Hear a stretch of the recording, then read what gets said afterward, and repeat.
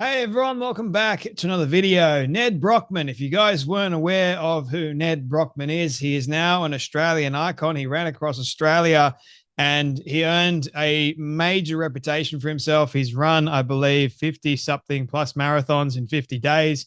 Absolutely insane stuff. And recently he undertook a huge thing, and that was running.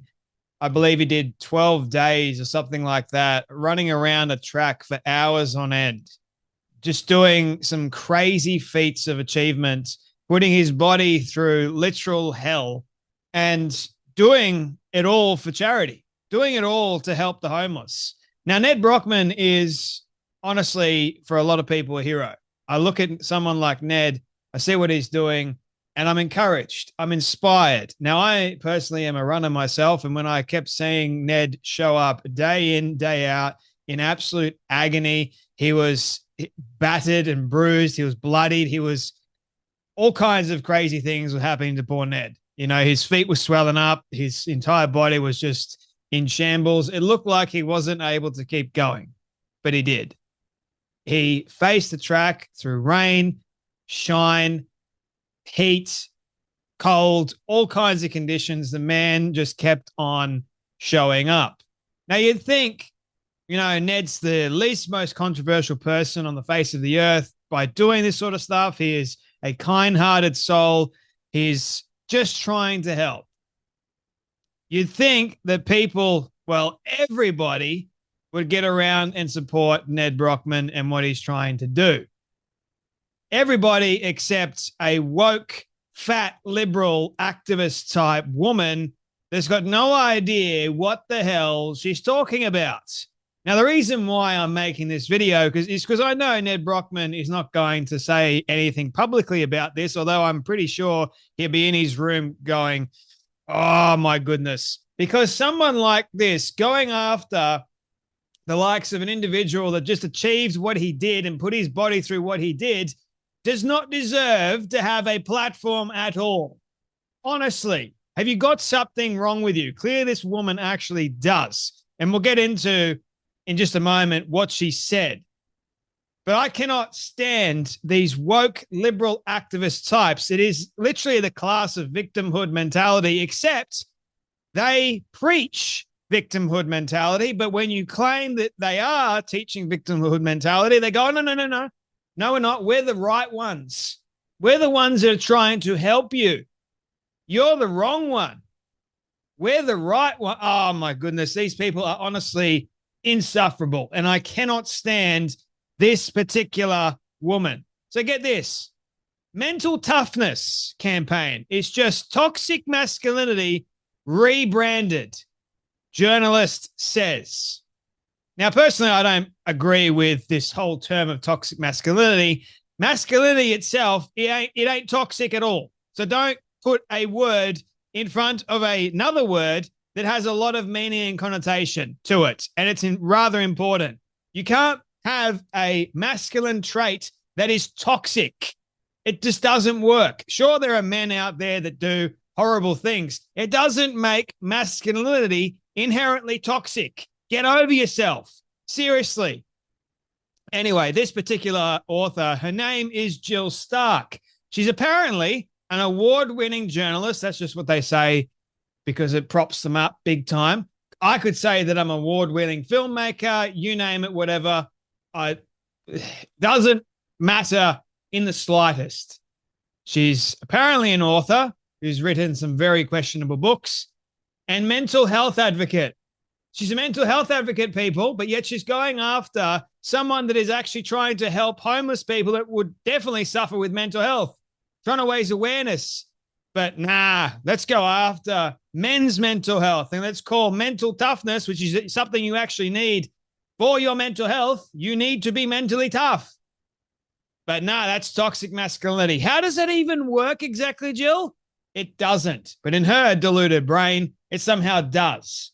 I think she just woke up on the wrong side of the bed one day and goes, who's the next person I can attack? Oh, yes, an Australian icon and hero, Ned Brockman. I'm going to go after him.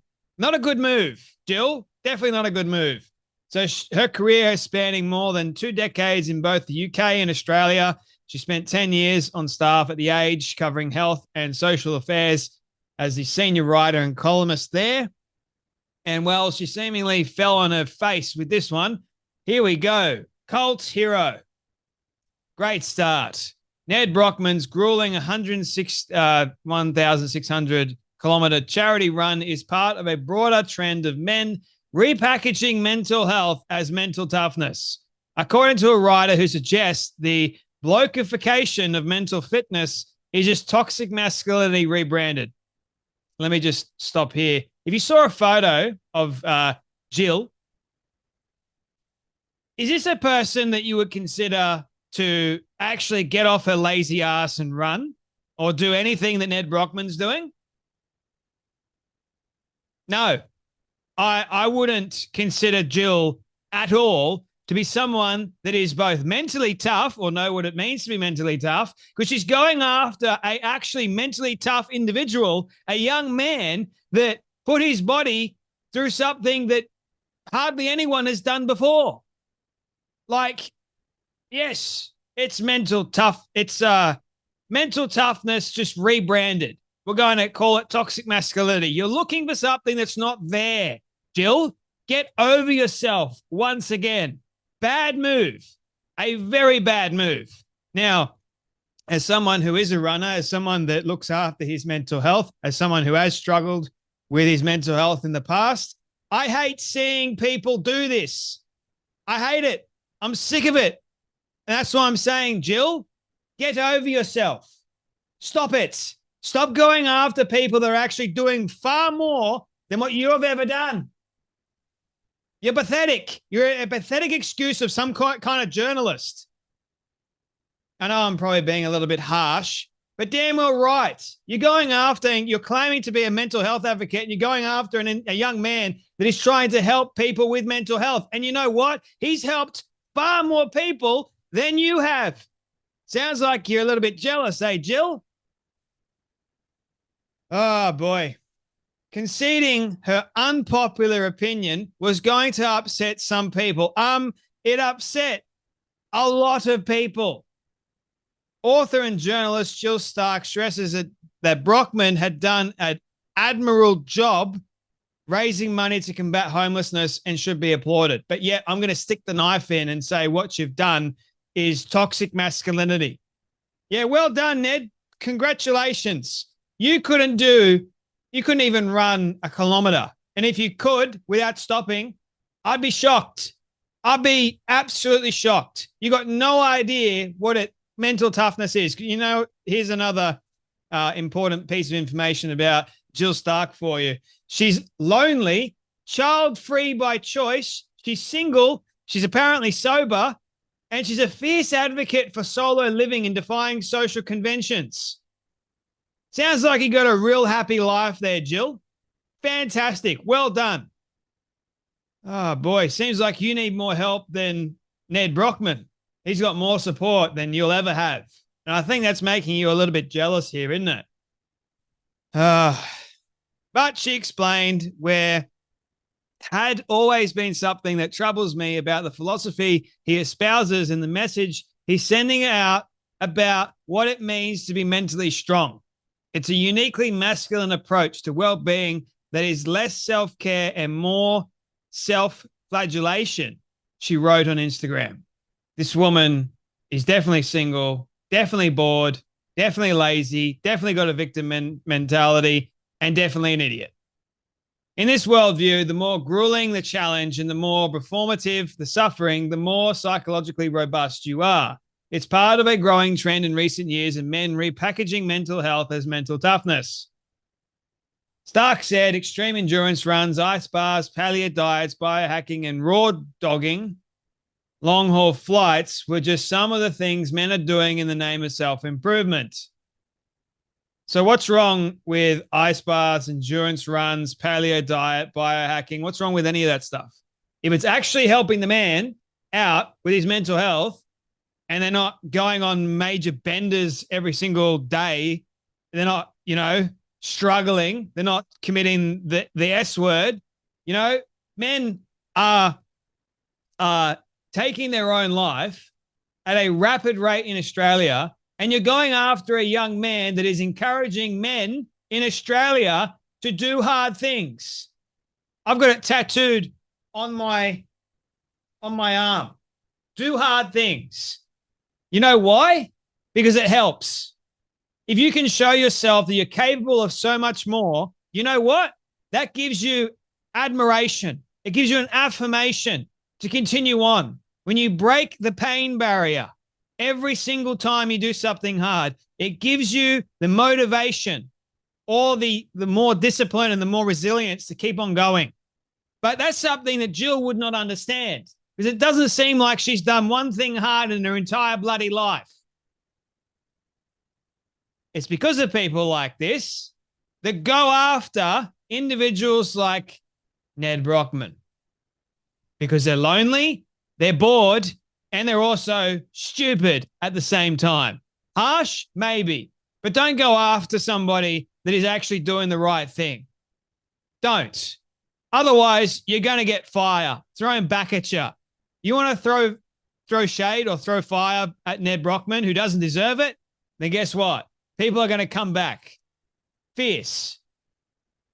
I like to say that I'm a honey badger eagle. Mess with people that shouldn't be messed with, and you're going to get bit. Big time. You mess with, I am loyal. And when I see people like Ned doing the kind of things that Ned is doing, and his cause and his reason for doing it, and if people go after him, mate, nah. I'm going to obviously defend Ned. So that's what this video is all about. I cannot stand, I'll say it again before I finish, I cannot stand people like Jill Stark. The victimhood mentality, who looks like hasn't run a kilometer in her entire life, not even 100 meters, and sits on her Instagram acting as if she's high and mighty and she's better than Ned Brockman. Oh, yes, he should be applauded, but he's sending the wrong message. What kind of message are you sending, Jill? You look at her Instagram and she's got proud, childless cat lady. You can honestly tell where her allegiances lie. She's also the author of High Sobriety. When you're not okay, you're definitely not okay if you're going after Ned Brockman, Jill. So maybe you should go get some help. Maybe.